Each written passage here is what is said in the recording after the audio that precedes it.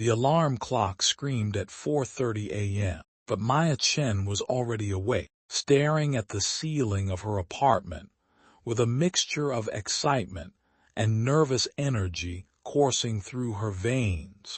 Today was the day they had all been planning for 6 months, the conquest of Devil's Canyon, one of the most challenging and beautiful hiking trails in the entire state. She rolled out of bed and padded to the kitchen, where she'd laid out all her gear the night before, with military precision. Her hiking boots, broken in over dozens of smaller trails, sat ready beside her weathered backpack. The emergency kit she'd assembled contained everything from first aid supplies to emergency flares, though she never imagined she'd need them. By 5:45 a.m., Maya was pulling into Jake's driveway, her car loaded with enough supplies for a small expedition. Jake Morrison bounded out of his house with characteristic enthusiasm, his camera bag slung over his shoulder, and a grin that could light up the darkest cave. "Maya, can you believe this day is finally here?" Jake threw his gear into the trunk, with barely contained excitement. At 24, he was the photographer of their group, always chasing the perfect shot, always pushing for that extra mile to capture something extraordinary. His Instagram was filled with breathtaking landscape photos that made their friends back in the city jealous of their weekend adventures. Their next stop was Sarah Martinez's apartment complex. Sarah emerged looking like she'd stepped out of a hiking magazine, every piece of gear color-coordinated and perfectly organized. She'd been researching this trail for months, memorizing every switchback, every potential hazard, every scenic overlook. Her backpack contained laminated maps, a GPS device, and enough energy bars to feed a small army. "Did you guys see the weather forecast?" Sarah asked, as she climbed into the backseat. "Perfect conditions. Clear skies, mild temperatures, light winds. We couldn't have asked for a better day." Marcus Thompson was waiting outside his apartment building, methodically checking and rechecking his oversized first aid kit. At 26, he was the oldest of their group, and the most cautious, a trait that had served them well on previous adventures. As a paramedic in training, Marcus approached every hike with a healthy respect for the dangers that could lurk around any corner. "Everyone brought extra water, right?" Marcus asked as he settled into the passenger seat. "This trail is known for dehydration incidents. The elevation gain is significant, and the canyon walls create heat pockets that can catch people off guard." Their final pickup was Elena Vasquez, who stood quietly outside her house with a small, efficient pack that somehow contained everything she needed.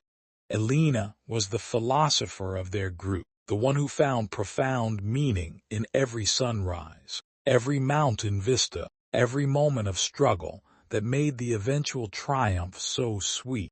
She spoke less than the others, but observed everything, often noticing details that the rest of them missed. The 2-hour drive to the Devil's Canyon trailhead was filled with anticipation, nervous laughter, and the kind of easy conversation that flows between people who have shared countless adventures together. They'd met in college, bonding over a shared love of the outdoors, and had been exploring wilderness areas together for 4 years. Jake turned up the music as they wound through increasingly mountainous terrain, the road climbing steadily toward their destination. Through the windows, they watched as the landscape transformed from suburban neighborhoods to dense forests to the rugged, red rock terrain that made this area famous. "Look at those formations," Elena said softly, pointing to the towering sandstone pillars that rose like ancient sentinels from the valley floor. Millions of years of geological history, just waiting for us to walk through it. The parking area at the trailhead was nearly empty, just their car and one other vehicle belonging to some early morning rock climbers who were already making their way up a distant cliff face. Maya gathered everyone around the large trail map posted at the information kiosk, reviewing their planned route one final time. 8 miles total, she said, tracing the path with her finger. We'll climb about 2,000 feet in elevation, pass through the Needle's Eye Formation around mile 4, and reach the Devil's Throne overlook at mile 6. The views from up there are supposed to be absolutely incredible. Marcus studied the warning signs posted around the kiosk with particular attention. Flash flood risk, unstable rock formations, rattlesnake habitat, extreme heat danger, he read aloud. Everyone needs to stay alert out there. This isn't exactly a walk in the park. Sarah snapped a group photo of them at the trailhead, all smiles and eager anticipation, their hiking poles gleaming in the early morning sun. None of them could have imagined that this would be the last carefree photo they'd take for quite some time. The first 2 miles of the trail were exactly what they'd hoped for: challenging but manageable terrain that wound through stunning red rock formations and offered glimpses of the dramatic canyon that lay ahead. Jake stopped frequently to photograph particularly striking rock formations, while Alina collected interesting stones and observed the hardy plants that managed to thrive in this harsh environment. The way the light hits these rocks, Jake said, adjusting his camera setting, it's like the stone is glowing from within. No filter could ever capture this. As they climbed higher, the trail became progressively more demanding. The path narrowed, hugging cliff faces, and requiring careful attention to foot placement. On their left, the canyon dropped away into shadowy depths, while towering rock walls rose on their right. Sarah consulted her GPS regularly, confirming their progress against the detailed trail map she'd studied so thoroughly. "We're making good time," she announced. "At this pace, we'll reach the Needle's Eye right on schedule." The Needle's Eye Formation was exactly as advertised, a narrow passage between 2 enormous boulders that created a natural gateway through the rock. Ancient geological forces had positioned these massive stones in such a way that hikers had to pass single file through the gap, with barely enough room for a person and a backpack. "This is amazing," Alina said, running her hands along the smooth stone surfaces worn by centuries of wind and weather. "Can you imagine the forces that moved these rocks into position, the slow dance of geological time that created this exact configuration?" Maya went through first, her smaller frame allowing her to navigate the passage with relative ease. She emerged on the other side and turned back to help guide the others through. Sarah followed, then Alina, both managing the squeeze without difficulty. Marcus approached the passage more cautiously, his larger frame and bulky first aid kit requiring some creative maneuvering. "Maybe I should leave the medical bag on this side and pull it through," after he suggested. "No way," Jake called from behind him. "After all your lectures about being prepared, you're not leaving your precious first aid kit behind." "We'll make it work." With some careful positioning and a bit of good-natured cursing, Marcus managed to work his way through the narrow gap, his backpack scraping against the stone surfaces. He emerged on the other side with a triumphant grin and a few new scratches on his equipment. Jake approached the passage last, his camera bag slung across his chest and his regular backpack secured tightly. He'd made this squeeze a dozen times in his imagination, while studying photos of the trail online, and he was confident in his ability to navigate it smoothly. Just like threading a needle, he called out with characteristic bravado, "Piece of cake." The first half of his passage went perfectly. Jake slipped through the initial part of the gap with ease. His body turned sideways to accommodate the narrow space. Maya watched from the other side, already planning their route to the next landmark. That's when everything went wrong. Jake was about 3/4 of the way through the passage when they heard a sound like distant thunder, but sharper, more immediate. A grinding, scraping noise that seemed to come from the rocks themselves. "What was that?" Sarah asked, but even as the words left her mouth, they all realized what was happening. The massive boulder on Jake's right side was moving, shifting under its own enormous weight. Geological forces that had held it in place for centuries had chosen this exact moment to readjust, and Jake was directly in the path of the movement. "Jake!" Maya screamed, but there was nowhere for him to go. The passage that had been just barely wide enough moments before was closing like the jaws of some ancient stone predator.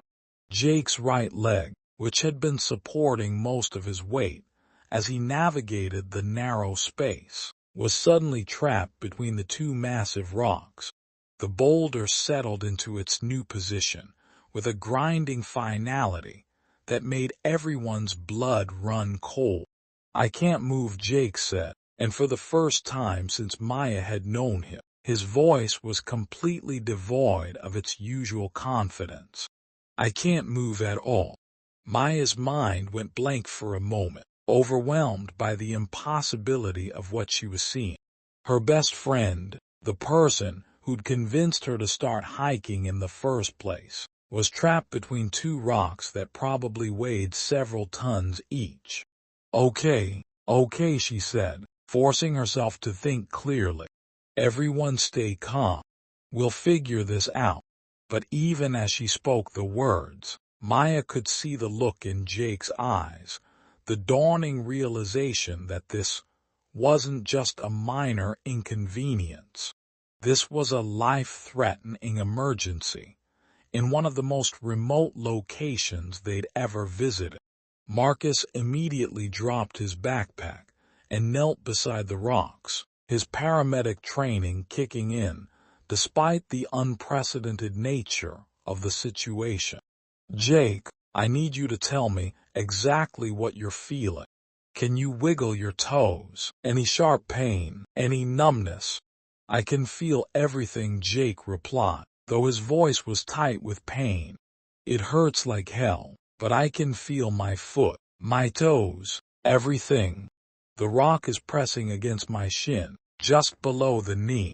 I can't pull back. I can't push forward. I can't move sideways." Sarah was already on her phone, frantically trying to get a signal. "Nothing," she announced, holding the device high above her head and moving in different directions. "We're too deep in the canyon. The rock walls are blocking everything." Elena stood perfectly still for a moment, her eyes closed, and Maya realized she was forcing herself to remain calm through some kind of internal meditation. When she opened her eyes, her voice was steady and clear. "We have several problems," Elena said, speaking with the kind of measured clarity that cut through their growing panic. "Jake is trapped and potentially injured. We have no way to communicate with the outside world.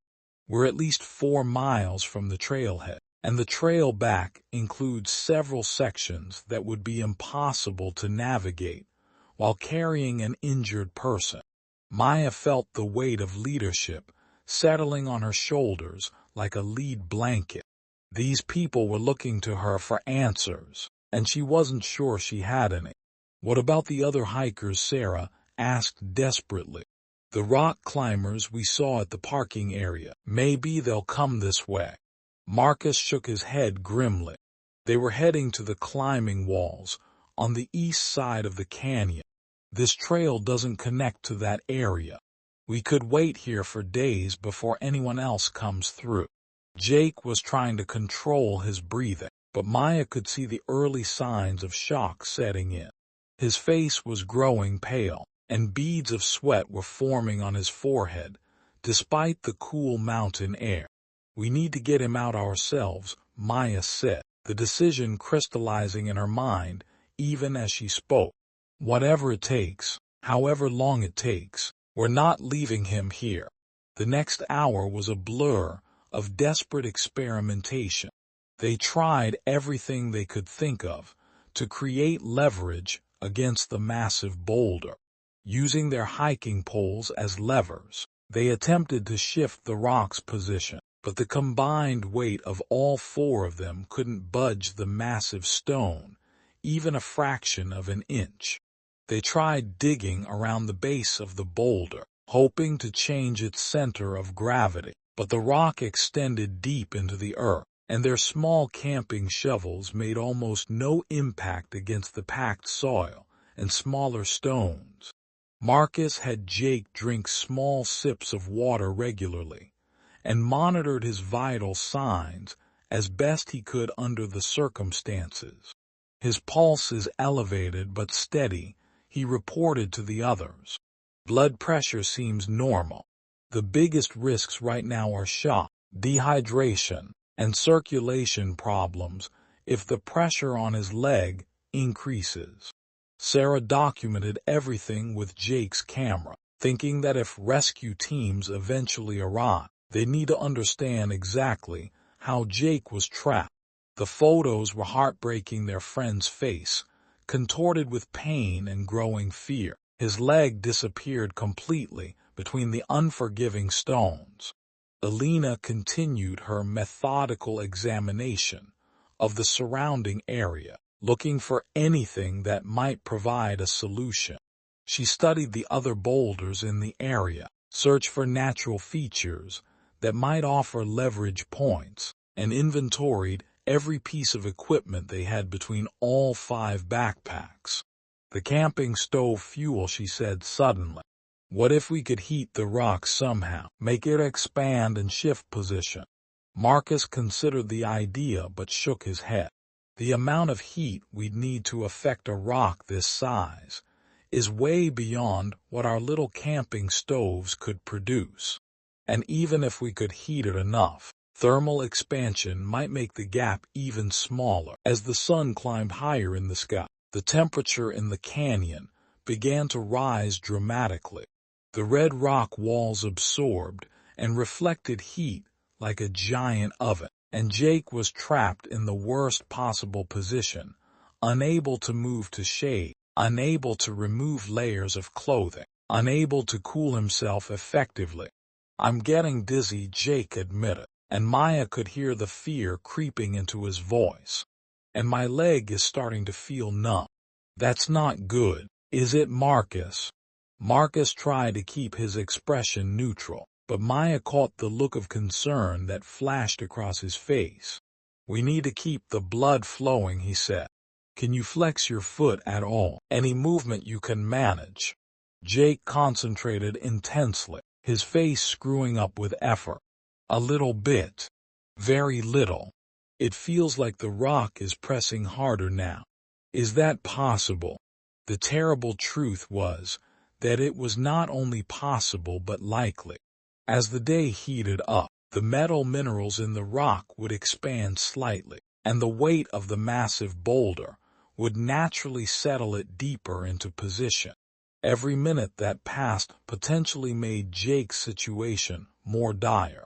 "We need a different approach," Maya said, gathering the group several feet away from Jake so they could speak more freely. "We're not going to move that rock with muscle power or simple tools. We need to think bigger." "What about building a fulcrum?" Alina suggested. "Find a smaller boulder that we can move, position it as a lever point, and use a long pole to multiply our force."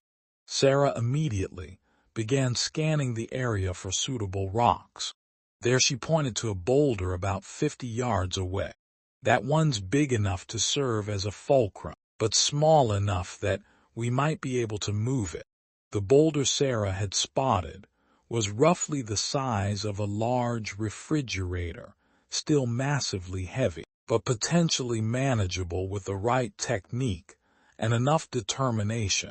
They spent the next 30 minutes figuring out how to move it, using their hiking poles as rollers and their combined strength to inch it across the rocky terrain. The work was backbreaking, and by the time they had positioned the fulcrum rock, all four of them were exhausted and covered in scrapes and bruises. But they weren't done yet. They needed a lever long enough and strong enough to potentially shift the massive boulder that held Jake prisoner.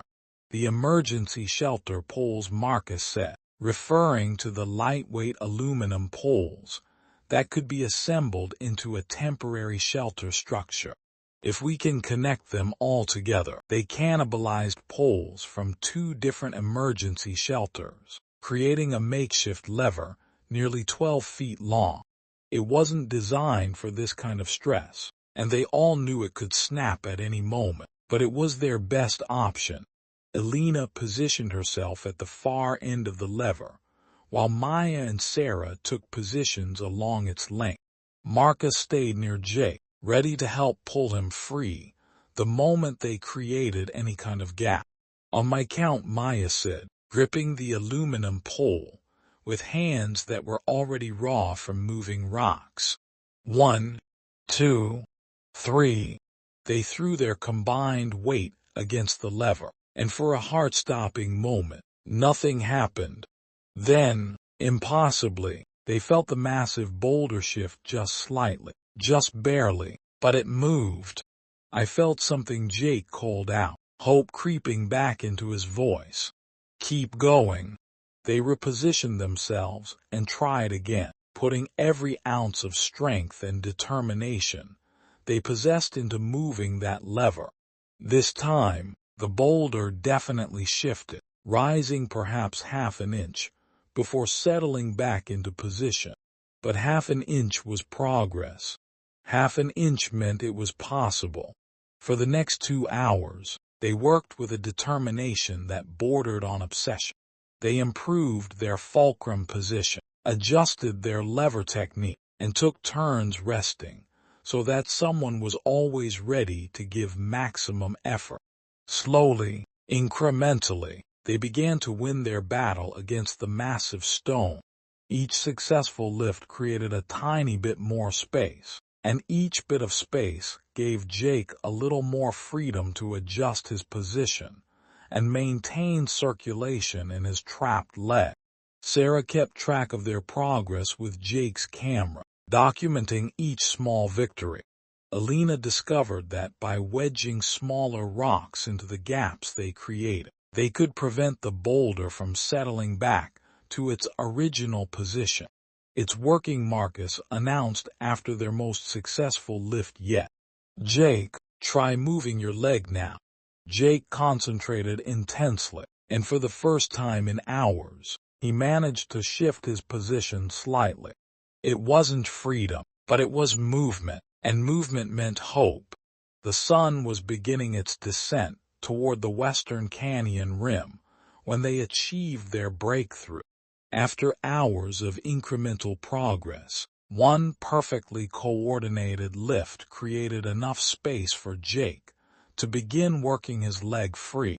Almost there, he said through gritted teeth, sweat pouring down his face as he fought to extract himself from the stone trap.